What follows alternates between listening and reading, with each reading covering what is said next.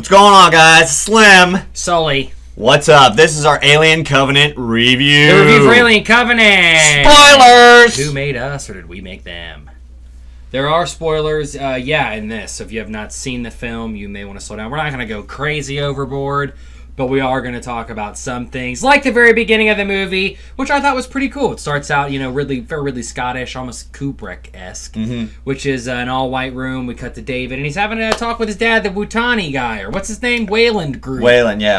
I can't think of his last name, but he is like a super old man in Prometheus. And they're having that conversation about what David, is and what his purpose is, and he basically tells him to create, and that's kind of the theme of the film. And that's when we meet the crew of the Covenant.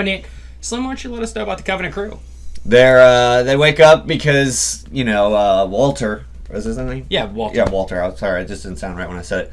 So Walter is manning the ship just like David did in Prometheus, and then all of a sudden, boom. They get hit with a electric wave. Yeah, it's some kind of neutrino wave. I remember the term neutrino. Neutrino. It neutrinoized them. Sounds like some kind of protein drink. It neutrinoized them. It hits they're like putting out a big flag. Sorry, we're getting way too much into plot details. They're collecting solar energy. They get a malfunction. They have to wake up the crew.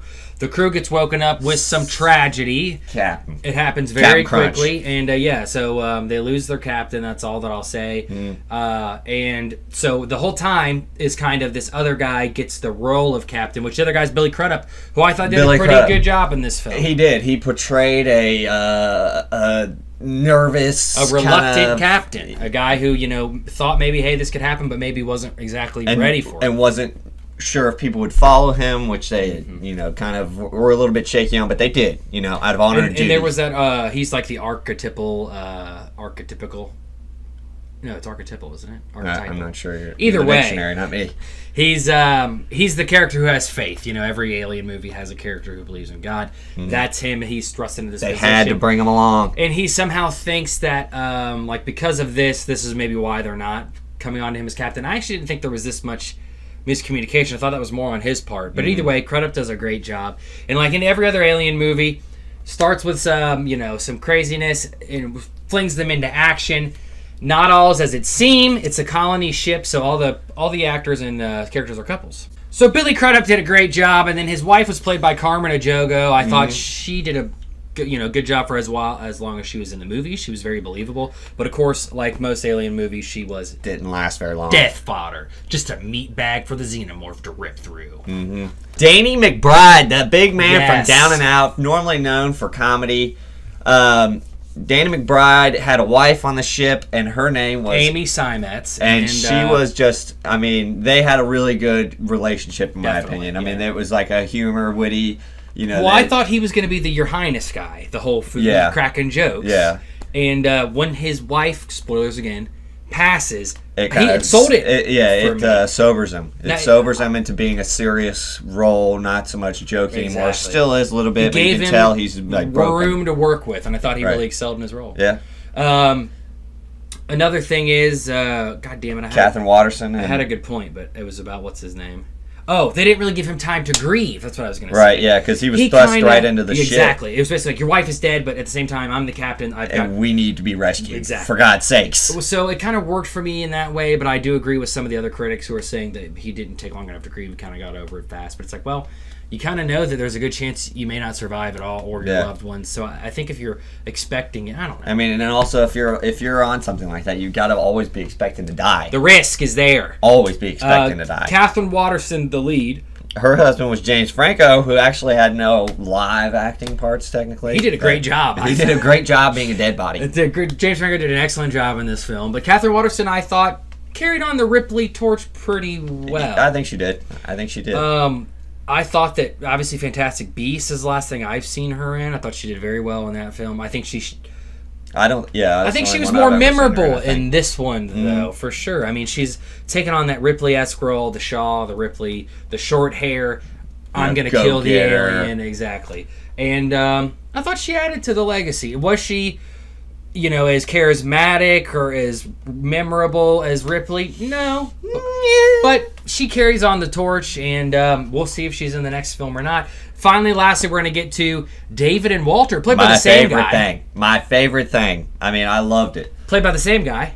Michael Fassbender. That's his name, folks. Michael Man. Fassbender. Michael Fassbender. He did a good job as Walter, and of course, I also thought, as David. David, right? There was some Lance Henriksen, I thought, from the old Alien movies in Walter, that gruff way of speaking. I loved that Slim made a point that it was. He thought that it was very biblical. He said it was angel and demon. It was an angel demon kind of thing because there's a scene where they're fighting and it's going to be like a life or death fight, and they actually don't show you what really. But they happens. built up to that really well They with did. that flute scene and just a lot of like little dialogue between them. Walter and David are different, by the way. David is basically one of the first models Wayland made himself, and they make a point that David is. Sorry, I said Walter. Reverse.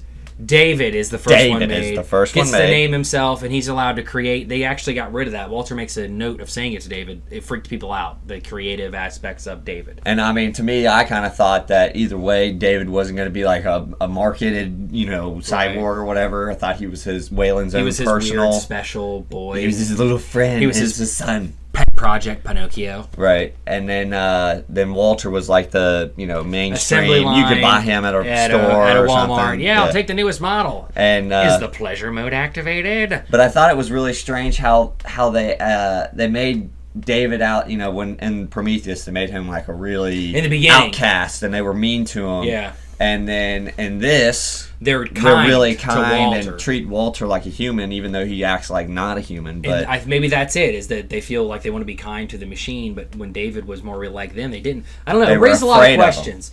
I thought that was interesting. I saw a Cain and Abel between Walter and David, but either way, biblical for sure. Mm-hmm. Actually, there's a line that David says is rise to heaven or rule in hell. Mm-hmm. Serve in heaven or rule in hell. Yeah, that's it. In which we end up finding out David ends up ruling in hell. Mm-hmm. But he loves his hell. His hell is heaven. His hell is heaven to him. Clean. I mean, it would be to the devil. But I thought that was an awesome dichotomy between the two of them, and it really worked out well.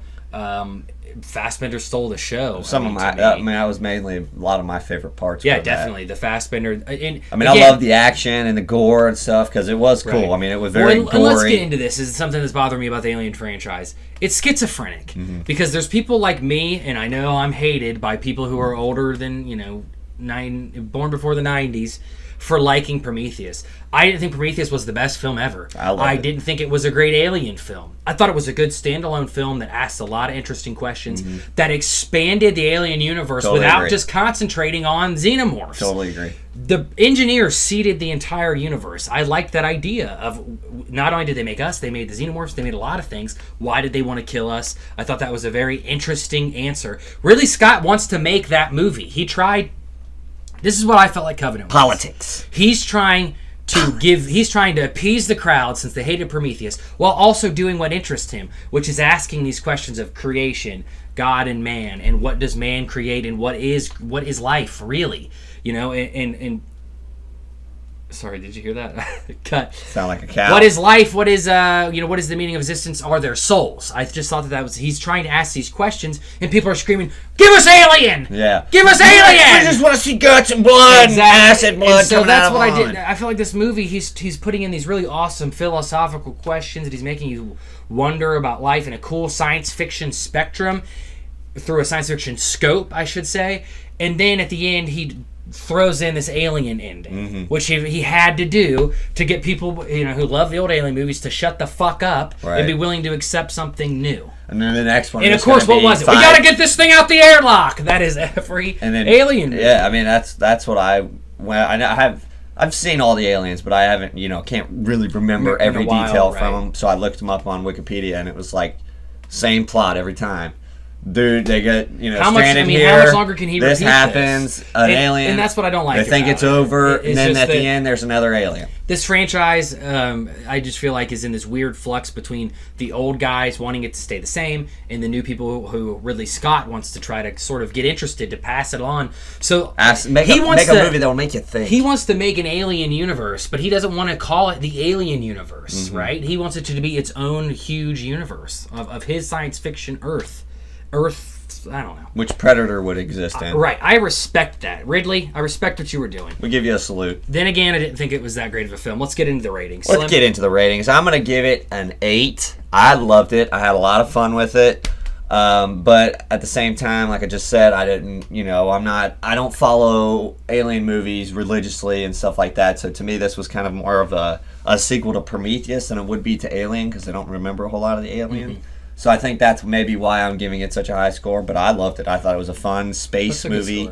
So it's a fun movie. I ate my whole corn. I was drinking down guzzling my Coke. Had a great time. Threw down a slush. Couple milk duds. Snuck in a couple of trolley bright crawlers. Mm-hmm. It was a good time. I'm gonna go ahead and give it a 6.9. 6.9. I didn't think it was as good as Slim thought it was. I still really had a lot of fun with it, but I did have some problems. Mainly the shooing in of old Alien stuff. I like that stuff too. How many times do we need to see a face hugger and something burst out of somebody and somebody freaking out and people... I mean, I get it. Move. The problem is when you throw that stuff in, it's overstimulation. It doesn't have the same effect. After the first guy gets exploded on, I didn't care about any other death. It's like, oh, well, he's dead. What an idiot. Yep. But it didn't have me shaking. The horror is gone if you throw it in like that. It needs to be well used between intense scenes. Mm-hmm. And then there's this gory, satisfaction from the murdering. Satisfaction. But especially at the end, they just made it an Alien movie. The shower scene and then walking it through the hallways. And that seemed rushed even. Exactly. There that he's just trying to throw in a horror trope so that hurry up, let's get this over with. Let's throw a horror thing in there so the horror people will shut up, and then let's just flush it out the airlock. And I told what I wanted to tell about.